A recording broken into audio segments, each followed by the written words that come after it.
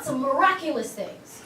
Because water comes, as we know, she goes, she searches for water, water comes, and we don't think about the time frame, right? That water comes, and then some travelers come by.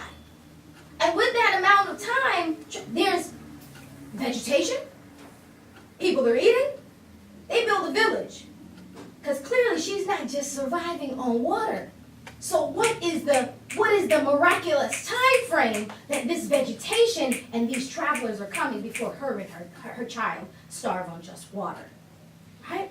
So within that, she says, yes, you can come. She tells the travelers, you can come, but I control the water. Very important in terms of the relationship between women and water. Very important as it relates to women or anybody who's ever had a child. When she says the water is gushing, the water has broke. This is a moment, and that just this moment of birth is this great communication between the woman and the Almighty. Why? Because this inside the woman, heaven and earth are taking place at the same time. Right? And so this is when we talk about her womb being connected to the throne of the Almighty, we begin to see. So long story short, the entire holy city of Mecca is actually built around Hajar. Right? She is the cornerstone of that. It's because of her decision, her faith, her declaration, and her trust and her reliance on the Almighty, that when we go to make Hajj, you go to make Umrah, you're going to make that journey. You cannot complete that journey without doing Safa and Marwa, going in her footsteps. This is important because for people who are looking at Islam as the patriarchal religion, like, hold up, you can't complete your religion. You can't complete your deen without walking in the footsteps of that woman. Right? And so this just speaks volumes because for us, this is key. Going to Hajj is considered like this is the completion. Right? And so I want to, even back it up a little bit further, is that, so when we're talking about now she's the Khalifa on the earth, her womb is connected to the throne of the Almighty. In that moment, it says in Surah An-Nisa, it says, الرجال قوامون على النساء, that men are the maintainers and protectors of women, right? And then it then goes on, so she's devoutly obedient. And there's some juicy stuff happening. Now, what I love about this is that people start to think, oh, well, this is that verse.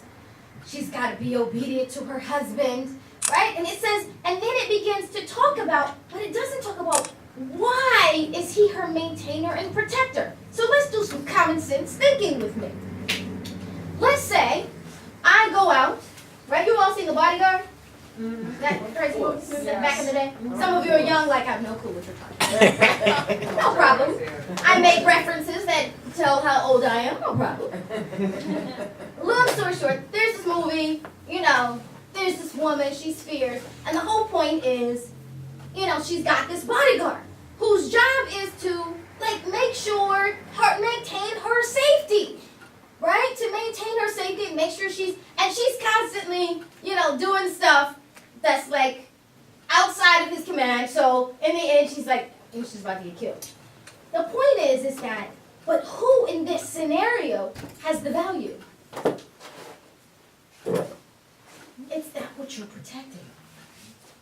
So what we begin to understand is that even inside of this verse, and there's some other Arabic linguistics, but I won't go into that. I won't bore you with that.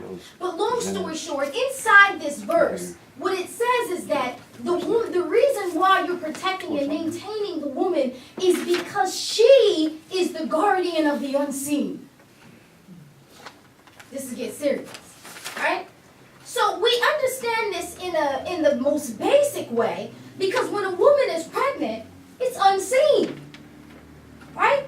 That first, before anyone else knows, before she's missed it, right? Before 2 weeks, and she's like, wait a minute, I'm late. Before that all happens, there's an unseen, unknown matter, which in Islam we call the ghaib, right? The unseen realm. That somewhere the miracle of life is happening. Where is it happening? Inside her. This is a relationship between her and the Almighty. Because you could have this, and I don't mean to be crude here, but you could have this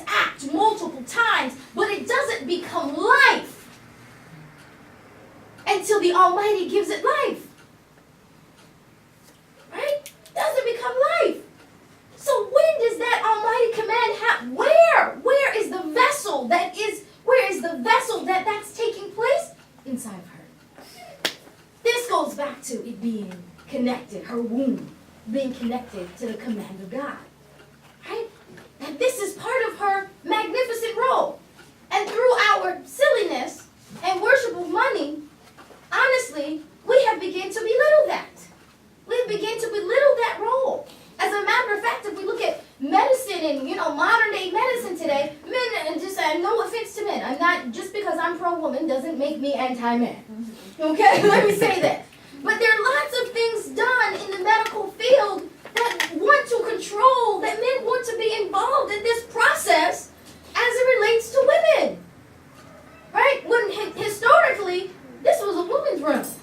We get together, I'll help you, we know what to do, we'll push it. That becomes like, men used to wait outside pacing the floor. All right. So, I want to go to something. During the time of the Prophet Muhammad, peace and blessings of Allah be upon him, there are 4 companions around him. And these 4 companions, as we know them, are Abu Bakr, Umar, Uthman, and Ali. And they each represent, right, they represent many things on the spiritual realm. But they each have very different personalities. Right? Very different personalities. And they're each maintaining their corner of the earth, to give you some hint into their spiritual purpose. So these 4 are, what happens is when the Messenger of Allah, the Prophet Muhammad, peace and blessings of Allah be upon him, are no longer with us, each one of them then represents at different times. But the 4 of them represent establishment of the way.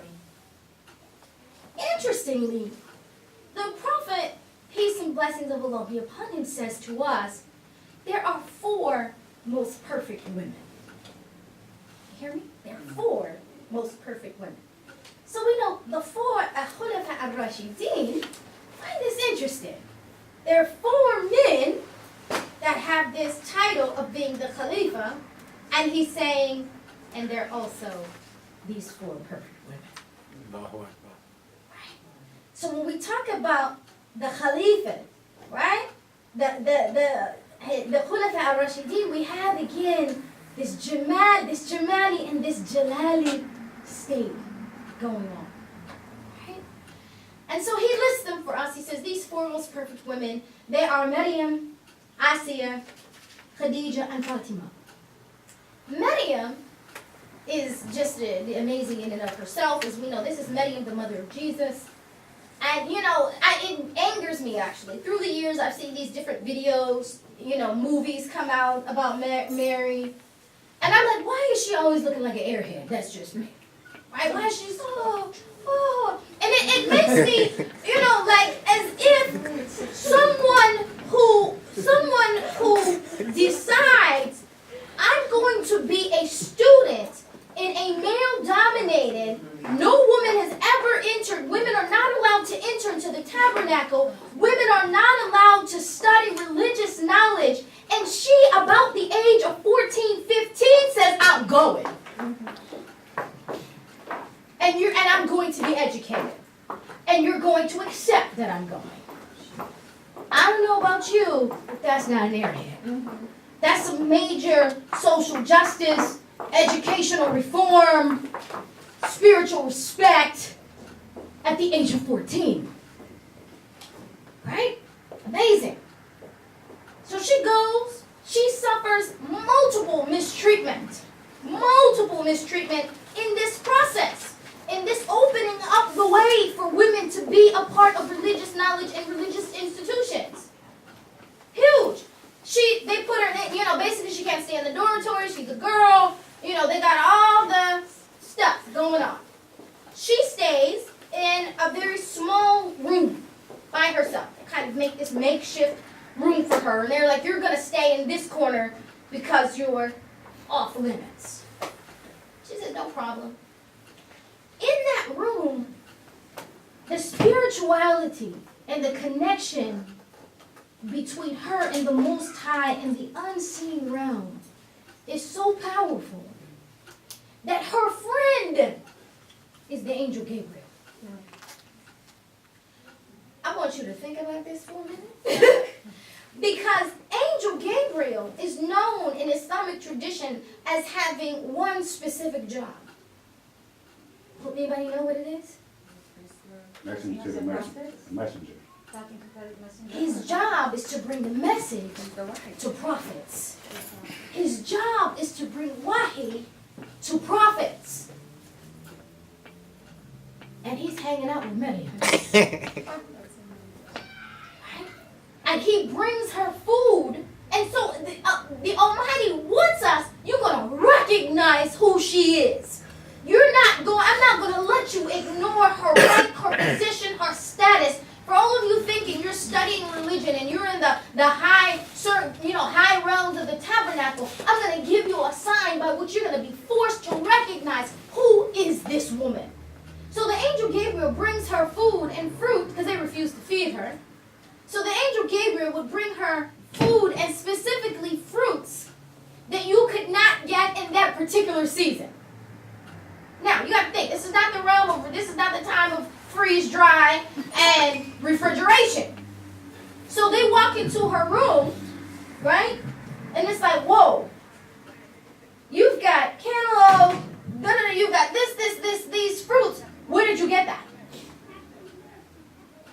Minister, I got it from the heavens.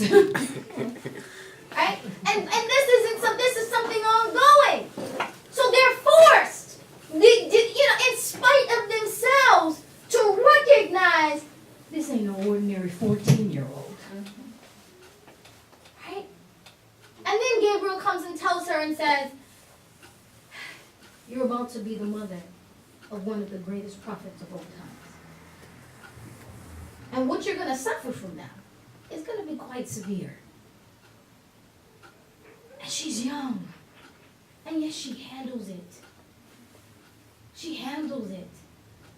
Now, I don't know about you guys, but, there are multiple stories as it relates to this. But long story short, this happens in a very short amount of time. Because I don't know about you, but the likelihood that she was able to hide that pregnancy, right, for 9 months, highly unlikely.